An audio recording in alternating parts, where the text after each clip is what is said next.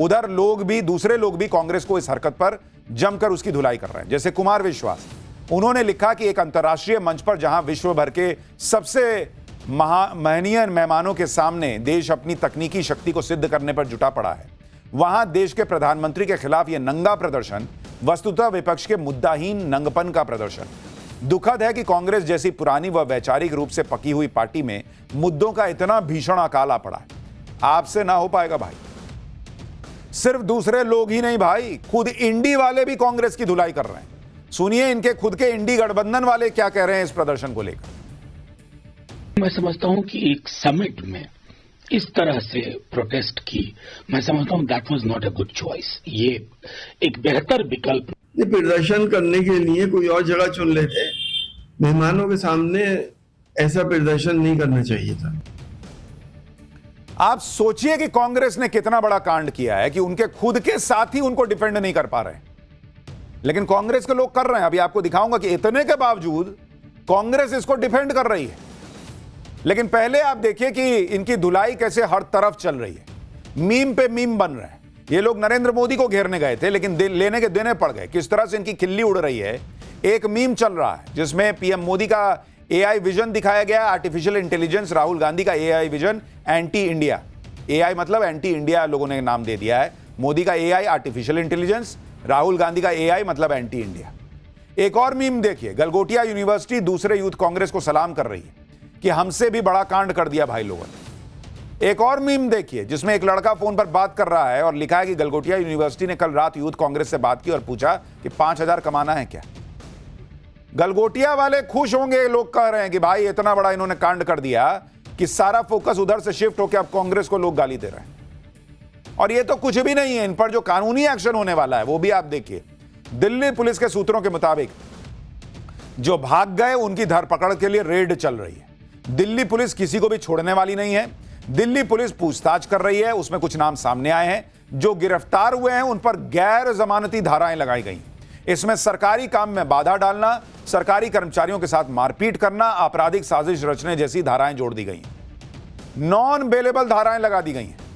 लेकिन आप यह भी देखिए कि इतना सब कुछ हो गया, हर कोई इस तरह की हरकत को गलत बता रहा है सिवाय कांग्रेस को छोड़कर।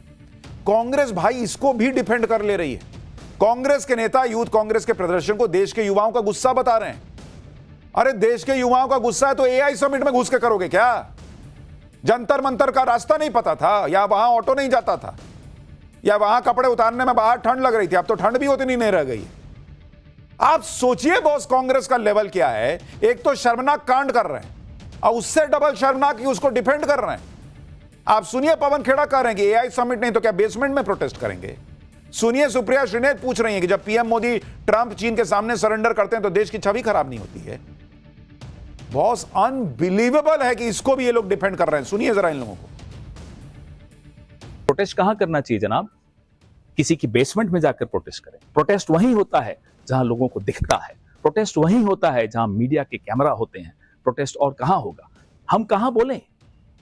चलिए आप बता दीजिए साहब, एक जगह बता दीजिए कि वहां जाकर बोलिए हम कोई नहीं आएंगे, किसी को डिस्टर्ब मत करिए। प्रोटेस्ट डिस्टर्ब करने के लिए होता है। अब किसी को नजर आती नहीं कोई दरार, घर की हर दीवार पर चिपके हुए हैं इश्तिहार। आज इंडियन यूथ कांग्रेस ने उन इश्तिहारों को खींचकर फाड़ दिया। आज मीडिया के चरण चुंबकों को देश की छवि वाली लाइन दी गई है। देश की असल छवि हर हाल में मोदी जी का चरणवंदन करने को मजबूर, असल मुद्दों से कोसों दूर गोदी गिद्ध खराब करते हैं।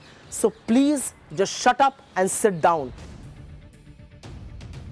So please just shut up and sit down, ये कांग्रेस पार्टी को पब्लिक कह चुकी है बॉस।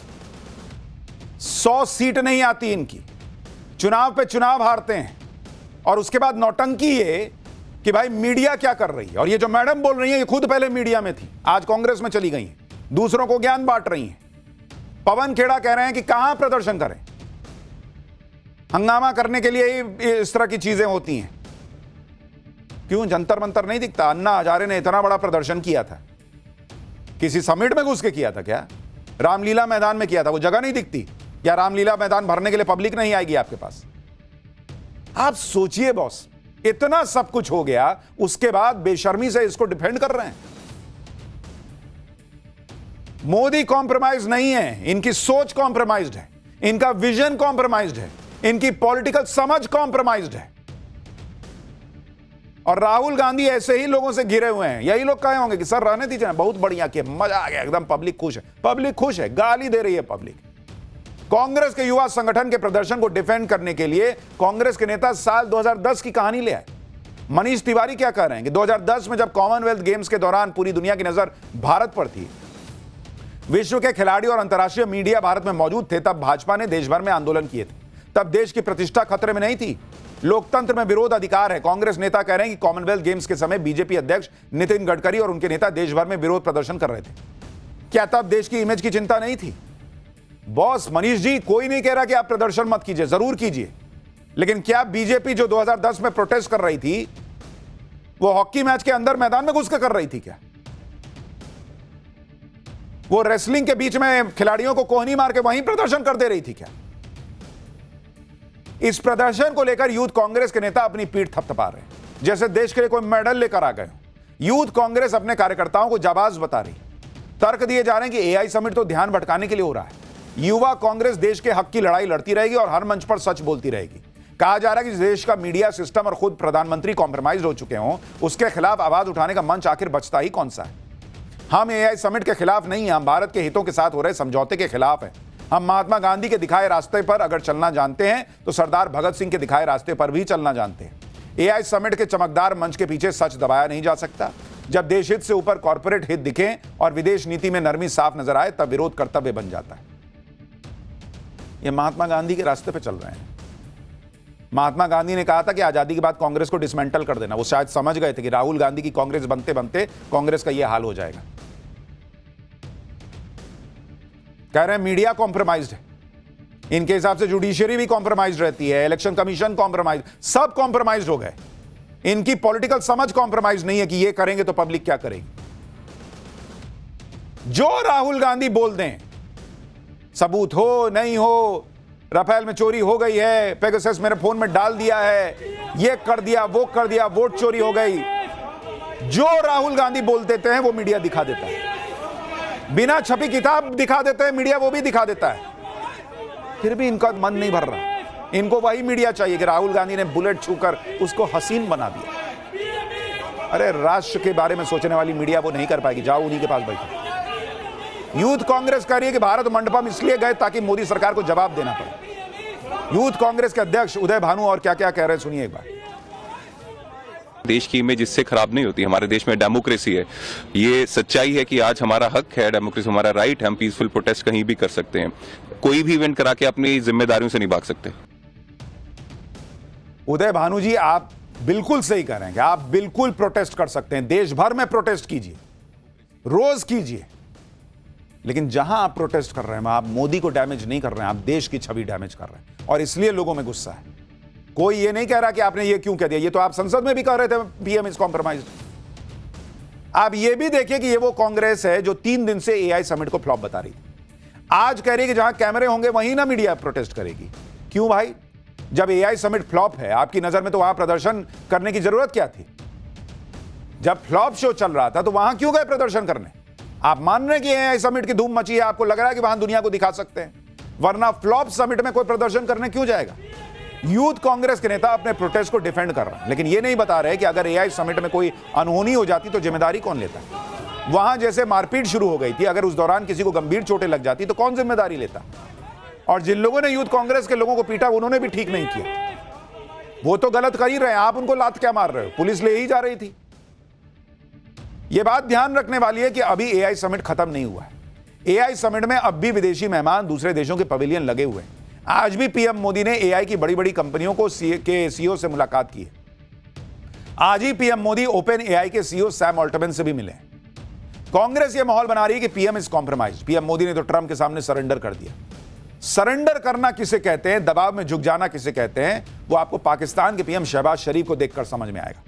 वॉशिंगटन में कल जब गाजा पीस बोर्ड की बैठक हुई तो उस बैठक में डोनाल्ड ट्रंप ने पाकिस्तान के पीएम शहबाज शरीफ को खड़े होने के लिए कह दिया, और वो भाई खड़ा भी हो गया। शहबाज शरीफ की बॉडी लैंग्वेज ऐसी थी, जी बॉस, आपने खड़े होने के लिए कहा, मैं अभी खड़ा हो जाता हूं सर। बैठ जाने को कहा, मैं बैठ जाता हूं सर। डोनाल्ड ट्रंप ने शहबाज शरीफ को खड़ा किया और पीएम मोदी की बात करने लगे। सुनिए कैसे ये आदमी ये सारी बेइज्जती सहता है। इसको कहते हैं कॉम्प्रोमाइज्ड होना। I think you should actually stand. Come, please, stand just for a second. Pakistan and India, thank you very much. And I spoke to Prime Minister Modi. He's excited. He's watching us right now. आप देखिए Gaza piece board में शहबाज शरीफ का क्या हाल था। वहां शहबाज शरीफ को कोई पूछने वाला नहीं था। शहबाज शरीफ अलग थलग नजर आ रहे थे। इसके बावजूद शहबाज शरीफ ने डोनाल्ड ट्रंप की चापलूसी में कोई कमी नहीं रखी। सुनिए शहबाज शरीफ डोनाल्ड ट्रंप के लिए क्या क्या कह रहा था। भाई इसको कहते हैं कॉम्प्रोमाइज्ड होना। ट्रंप ने कहा उठो तो उठो, बैठो तो बैठो, कोने में खड़ा कर दिया फोटो के समय। कह रहा आप ही तो दुनिया के साउथ एशिया के रक्षक हैं। और नरेंद्र मोदी ने क्या किया? अमेरिका से डील अपनी शर्तों पे की। जब सही शर्तें तय हो गई तब जाकर डील की। टैरिफ का लोड नहीं लिया, दुनिया भर में डील पे डील की। अमेरिका को बता दिया वर्ल्ड ऑर्डर चेंज हो रहा है। और अमेरिका का दबाव होता तो 144 रफेल न खरीदे जा रहे होते। ये एक बेसिक सा उदाहरण दे रहा हूं। अब एआई समिट में जाकर कपड़े उतार के प्रदर्शन करना है, चांद पे जाके करना, करते रहो। यही सब करोगे तो सीटें बढ़ने की जगह घट जाएंगी। भलाई में बता रहा हूं कि थोड़ा तो इतनी पॉलिटिकल सेंस तो लगानी चाहिए कि ये सब जो है ना नुकसान करेगा।